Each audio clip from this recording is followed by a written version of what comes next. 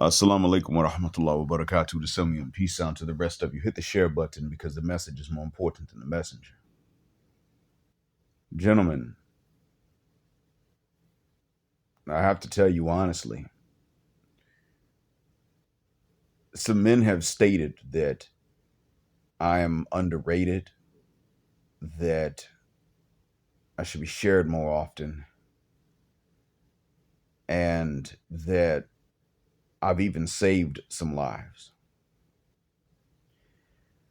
I really, from the bottom of my black heart and the depth of my black mind, appreciate those compliments. And I pray that Allah enable me to earn them and deserve them. And that if anyone's life is in danger, that sure, Allah allow me an opportunity to play a part in saving it. But in truth,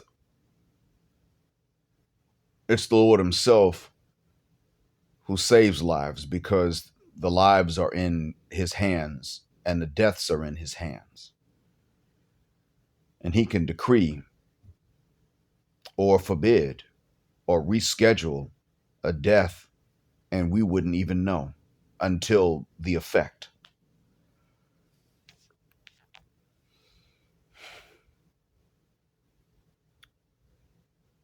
But I would say that we can have an effect on the quality of life of each other. We can positively or negatively affect each other's quality of life while the life is left. Of course, you can already imagine which one I seek to have. One of the reasons I do this is because I found that I'm not really capable of having no effect at all. So I have to do the work to have a positive effect, because I can easily have a negative effect without even trying. I fear that, because I'll have to answer for that when my own life is over. And sometimes I'll have to answer for it while it's still going on.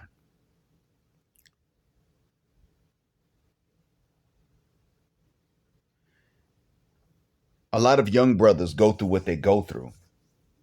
And a lot of rich guys wind up wasting their legacies on undeserving women, the way that Attorney Sperling on his Blizzard King Reviews channel pointed out, because they're not gamed up early enough. Now, let's look at their sisters. Ashraf Hakimi got with a woman older than himself. She bounced, tried to get half. It wasn't his.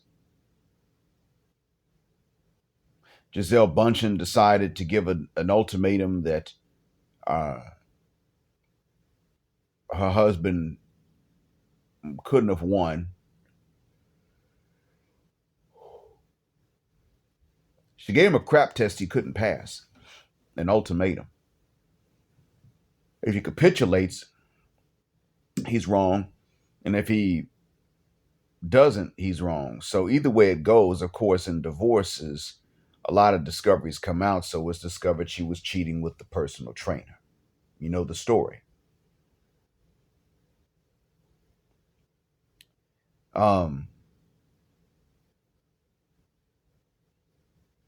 The point I'm making is that these exceptional men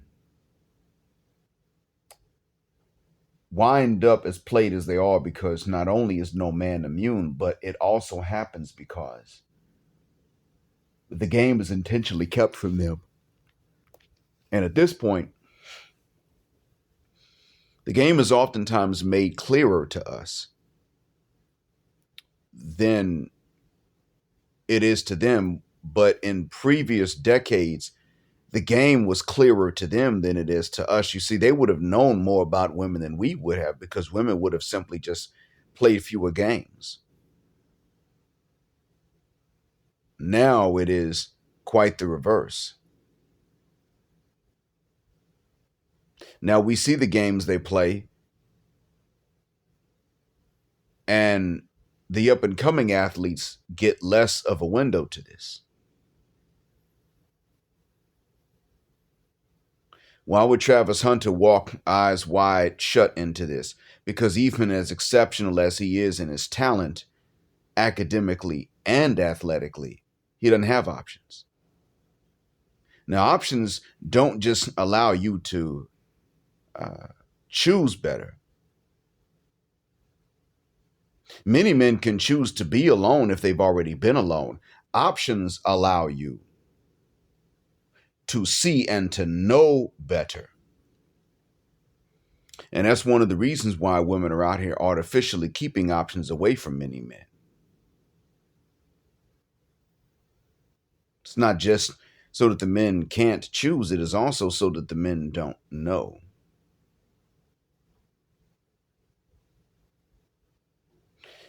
So, for someone like Travis or Ashraf or PJ Washington, I want you guys to notice that they're not necessarily being chosen by any better. Nobody better than Brittany was really heavily choosing on PJ Washington like that. Absolutely not. Nobody better than Ashraf Hakimi's ex wife was heavily choosing on him. And that's Ashraf Hakimi.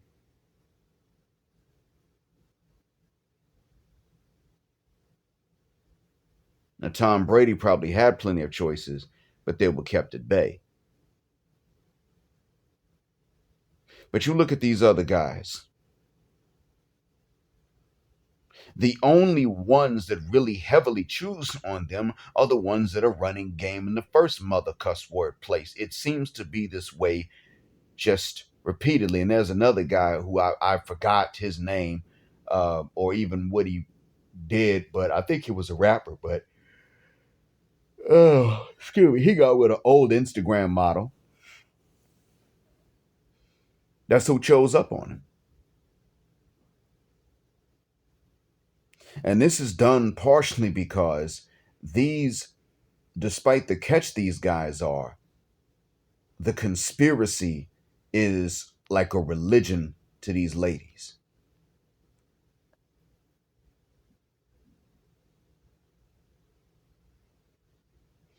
And that's what I wanted to game you guys up on.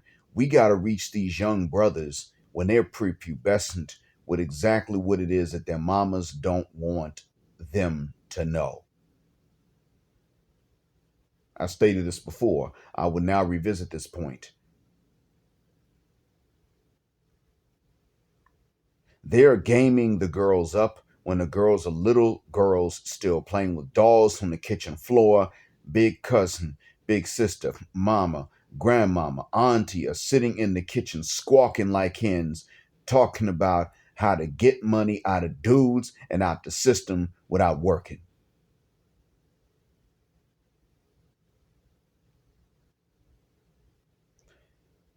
And then it's the hair salons.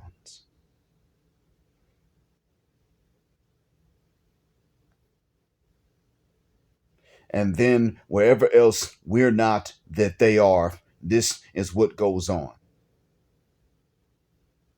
She's still playing with dolls and she's getting game. And ain't nobody telling young boys nothing.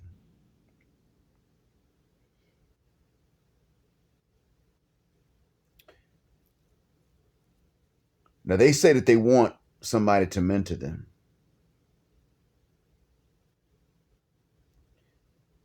Of course, that's only when the boys have started to really act the uck fuck that they want someone to mentor them. But they say this, and this is part of why I say that if you're going to go into this, you make sure that you do it on your terms and not hers. And you make sure that they don't get to wait until he's in seventh grade and he's starting to get a little hair on his chin. And no, you don't wait until that point.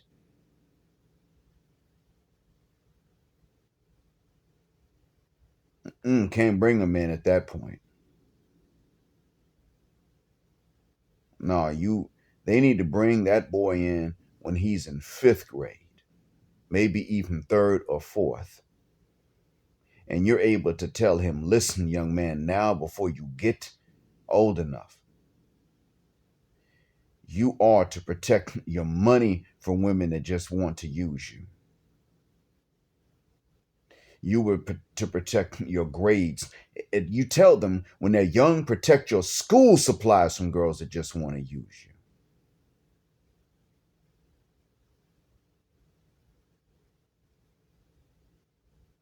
That's what you tell them.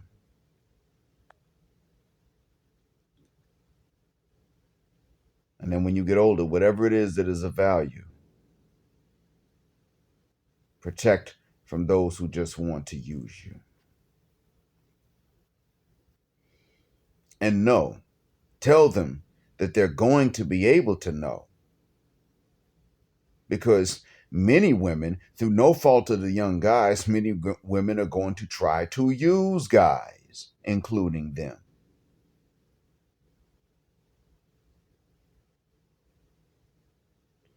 When you see that a young man has any particular talent, if it's basketball,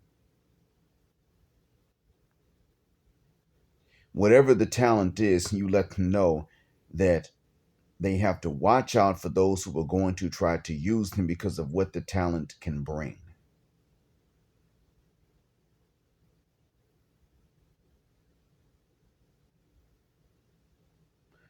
This is all I need to tell you right now. I said it years ago. It's been years, so think of this as a reminder. But if we don't do this, there will be many more PJ Washingtons and Travis Hunters. And they're not going to wind up as lucky as Ashraf Hakimi and Tom Brady came out in the end. See, Tom Brady and Ashraf Hakimi had mothers that were willing to say, okay, you know what? Yes, you can transfer it into my name. I ain't going to do you no wrong. She don't get nothing. A lot of these brothers don't have moms that could be trusted like that.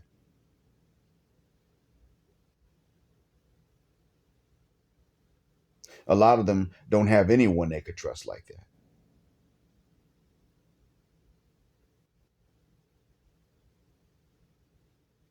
And this is why it is I say, I would tell them that the best thing for you to do is actually, if you're one of these, uh, if you're one of these guys that might be able to talk to these brothers, but you're not able to mentor them too much without any blowback or pushback, then what you do is you say to these young brothers, listen, does your mom have a brother? Yeah, cool. Put in time with him if you can. Learn what his job is so that you learn a trade or a skill, especially if you like what he's doing. And learn about manhood from him as much as you possibly can. Now, why do I say that? Because the uncle has the authority to put the sister in check if he sees her effing up when it comes to raising his nephew. It's the best shot. There's no guarantee, but it's the best chance that young man might have.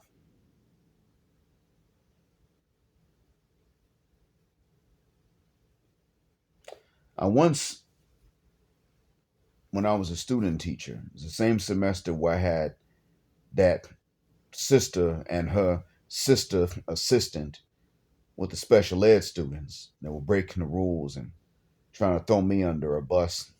Wasn't for me anyway. Same semester. One of the special ed guys had failed his senior year, and he had failed it uh, twice. He was in his third attempt. And I went to him one day in the hallway. I said, listen, I have to ask you this while we got time before you go back to class. I told him, relax, I'm not here to mock. He had just gotten through trying to mock me. But I said, relax, I'm not here to mock. I'm going to ask you something, though, and you're allowed to think about it and take time and tell me the truth. Do you feel nervous about growing up? And he thought about it and he said, yeah, I do. And he asked me, well, how did I come to that conclusion? And I told him, well, you failed this grade. You failed your senior year twice. Come on now, man. You failed your senior year twice. Why would you fail it twice when you didn't fail other grades before? You're intentionally trying to extend your childhood. And frankly, I don't blame you for trying to do it because you don't live with dad. You said that earlier. You don't live with your pops. So you're sitting up thinking, okay, what do I do? You know how to be a boy, but somebody got to tell you how to be a man. And what I'm going to do is I'm going to tell you how you can figure out right now where you can learn it so that you don't have to delay manhood with childhood anymore. And this kid looked with no emotion of hostility on his face. He looked and he nodded his head as if to say, I'm listening, keep going. And I said to him, how many brothers does your mom have? And he gave me a number, but I couldn't remember. I then said, now how many live around here? And then I think he said that there was one. And then I said, are you and him pretty close? He said, yeah, we get along pretty well. And I said, excellent, man. If he's willing to show you what he does for a living, even if you don't like it, but he's willing to show you what he does for a living, then that means you got some kind of skill, trade that you're able to learn. That puts you on your feet financially. The other thing is that while you're learning that, bruh, he will be glad to show you whatever questions you have about manhood. Not just finances, but everything, even grooming and stuff. He'd be glad to tell you. You just got to ask. And he's your blood. So it's not in his interest to steer you wrong. If he gets along with you, he must get along with your mom as her brother. It's in his best interest to tell you the truth. And he'll even tell you other men, he may even tell you how he was able to learn whatever he learned from any other man, whether it's your granddad or other dudes. Would you say that he's a solid man as far as men are concerned? He nodded his head and I said, and he's the one from whom to learn. And he can tell you how to learn even from others if he doesn't have a whole lot of time. But instead of saying, look, come to me for this and I'm not your blood, you have no reason to trust me or distrust me. I get it. I'm a stranger.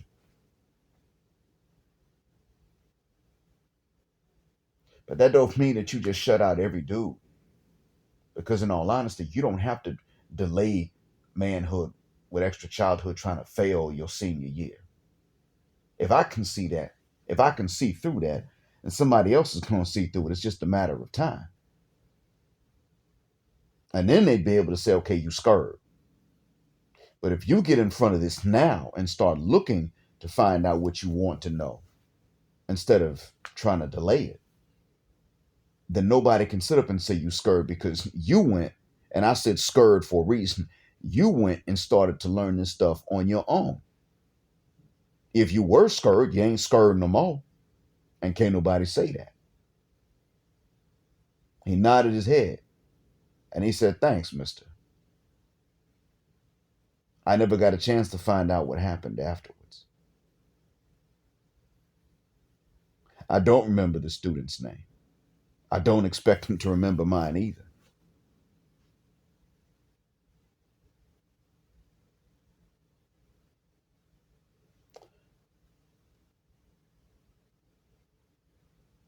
What I do understand is this. What if he had that conversation when he was in fifth grade?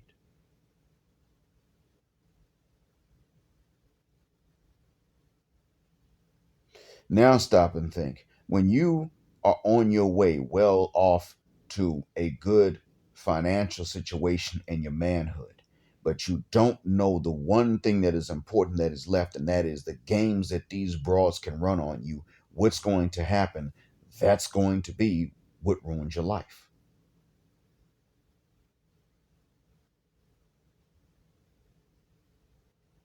It won't be because every woman is bad. It will be because they got what they wanted out of the conspiracy, to leave you open to the bad women so that they can come and just pick you off at leisure. That's what it is. All of them aren't bad. But as I stated, the good ones are scared away. Now, I said that lionesses need to go out and get their own lions in the West, and I meant it. But in the meantime, while you're one of these men on a road to becoming one of these lion men, you still have to understand that the hyenas disguised as lionesses are out there in abundance. Whether they're just in abundance and they're in the majority outdoors, or they're in the majority, period. Either way, as far as you are concerned, they're in the majority within your visibility. And if they have conspired to keep the lionesses away from you, and the lionesses are not outside, then they can come and pick you off at leisure. So while you've been busy developing yourself into a full grown lion, you can get all the fruits of life that come with that, and then they come along and pick them at leisure by picking you at leisure. That's the point. But if you were gamed up from before you hit puberty, the way your sisters are gamed up before they hit it, then you are not just sitting up there for the picking and choosing of a hyena wearing the skins of a lioness. I hope that what I've said is of benefit. Thank you for listening. As always, black heart, black mind, black out, assalamu alaikum, black heterosexual, non-select male power because they don't like it, a black patriarchy until extinction of judgment day. Thank you for flying with us again here on Jet Black Airways, where the phrase jet black is also a verb. Keep jetting black with us till the wings and the wheels fall off. Gender, justice forever.